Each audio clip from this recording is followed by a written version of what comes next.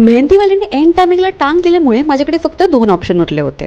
एक तर स्ट्रीटवरती बसून जे मेहंदी काढून देतात त्यांच्याकडे जायचं, किंवा ही स्टिकरवाली मेहंदी. सो मी चूज केलं ही स्टिकरवाली. याच्याकडे ना एकदम कस्टमाइजवाली मेहंदी होती. म्हणजे आपण डिसाईड करू शकतो की आपल्याला हाताच्या मागे कोणती मेहंदी काढायची आहे आणि पुढे कोणतं डिझाईन लावायची आहे. कन्फ्युजन तर खूप होतं because of lots of design. पण फायनली मी डिसाईड केलं होतं की मला कोणतं घ्यायचं. लिटरली 100 रुपीजमध्ये माझं काम झालं होतं. हा माझ्यासाठी एक्सपेरिमेंट आहे.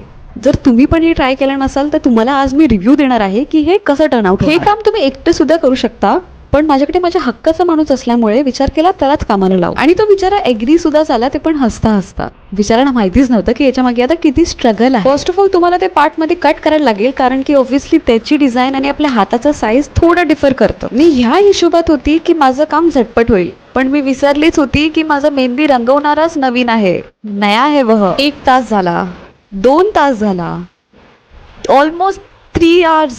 एनिवेज माझ्याकडे काही टिप्स आहेत.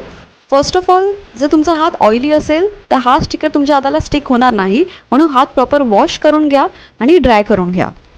सेकंड टिप, मेहंदी लावताना हात स्टेडी ठेवा, नाहीतर ती डिझाईन स्प्रेड व्हायची खूप शक्यता आहे. थर्ड टिप, जोपर्यंत तुमची मेहंदी ड्राय होत नाही तोपर्यंत तिला काढू नका, नाहीतर त्याची वाट लागेल.